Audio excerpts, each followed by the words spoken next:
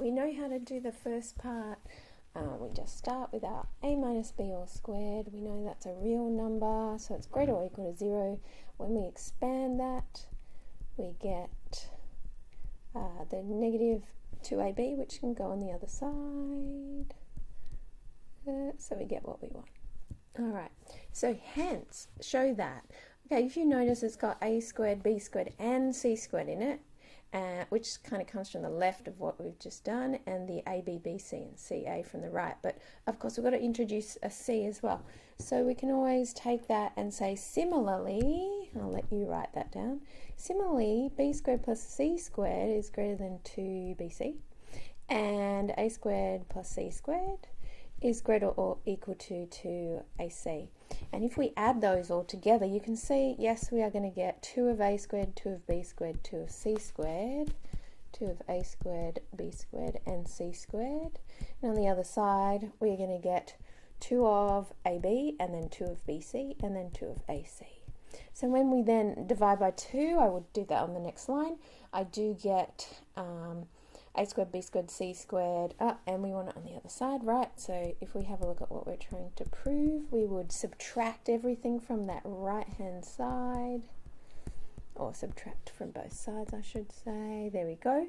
So we've got what they asked for. So that was just by doing our similarly and getting our 3 equations, and then adding together and rearranging. Okay, so part C, we have to deduce. So even if you can't do part A or B or the first part, the deduce, we might be able to do the deduce. And we know it's using what we've done. So if we just have a look at what we're trying to deduce, let's have a look at that left-hand side, which is a plus b plus c all squared. So remember, if you want to do it easily, here's a plus b plus c, a length that is a plus b plus c. You can see we'll get a squared, b squared, c squared. We'll get 2 lots of ABs, 2 lots of CAs, and 2 lots of BCs. Okay, so that just makes it easy to expand if you don't want to, well, just another way to think of it. So we'll get a squared plus b squared plus c squared plus 2 lots of the ABs, the BCs, and the CAs. All right, now we know that that bit, just this bit here, I should say, we've just found from here, if I keep it like this, so, I could even star that, you can see that a squared plus b squared plus c squared is greater or equal to 1 lot of the AB, BC, ACs. So now, if I pop that in, the left-hand side is going to be greater than. So I'm putting something smaller than this inside. So instead of the a squared plus b squared plus c squared, I'm putting something smaller in. So the other side now is greater, or this side has become smaller. And I can say, yes, I've run out of room. But over here, just to either put a star, or I could say from star, for instance, or I could say from A or B or whatever it was. So it was kind of from B that we're doing that. And then you can see we just add all those together, and we're going to get 3 of those. So therefore, yes, a plus b plus c all squared is greater or equal to 3 lots of AB, BCs, and ACs. So that is C. Okay.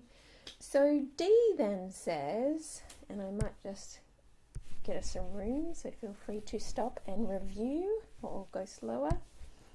So for D, it says to A and B and C are all side lengths of a triangle. So remember, each addition of sides has to be greater than the other one side. So for example, B is going to be smaller than our A plus C. This is our triangle ABC. But also C is going to be less than or equal to A plus B. And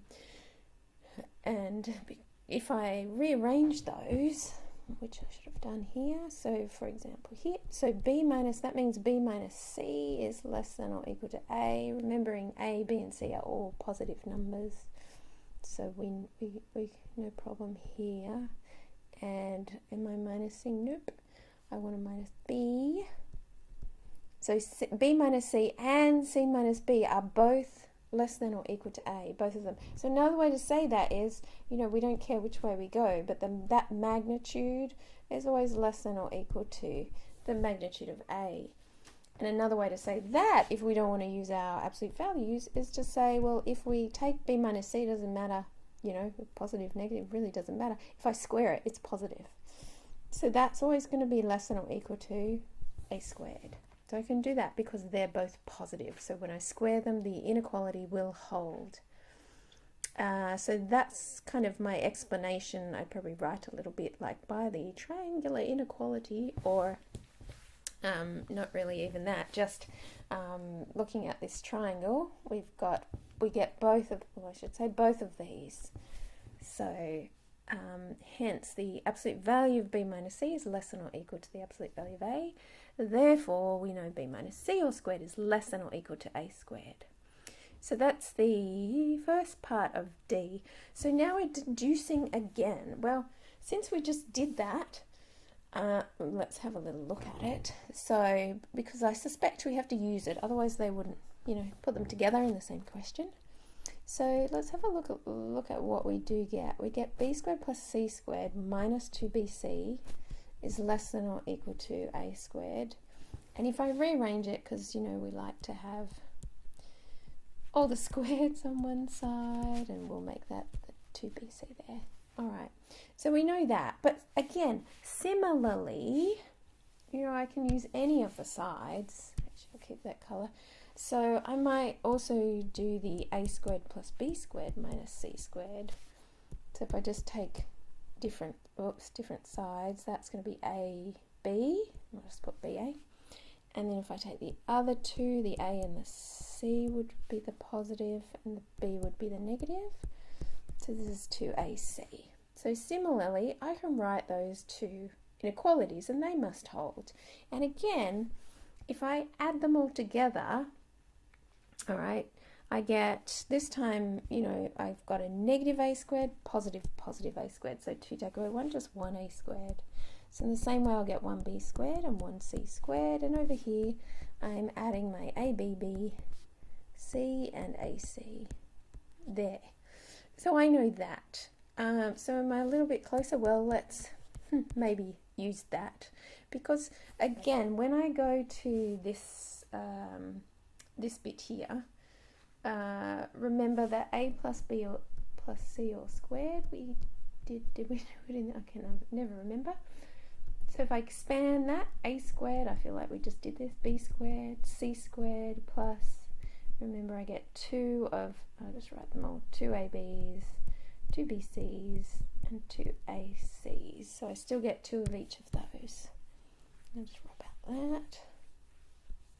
Alright, so remember, so again, see we've got this here, and I'm going to substitute something bigger in. So this a squared plus b squared plus c squared is smaller than this. So if I substitute this in, I'm substituting something even bigger. So now this right hand side is going to be bigger than the left hand side. So why would I put that in? We'll have a look. If I do put 2ab, 2bc, 2ac in, and I've already got 2ab, 2bc's and 2ac's. Now what do I have? Hopefully the answer, and I should say from that bit, that's what I'm using. You could kind of emphasize it and kind of go like this. All right, so now I do have the equation, the inequality, sorry, that a plus b plus c all squared is less than or equal to 4 of those doubles, 4 of those. So there you have it. So just you can see that often once we get an inequality, we say similarly, and we put in all the other versions of the same inequality, and then we often add together and also use what we've done above. All right, hope that helped.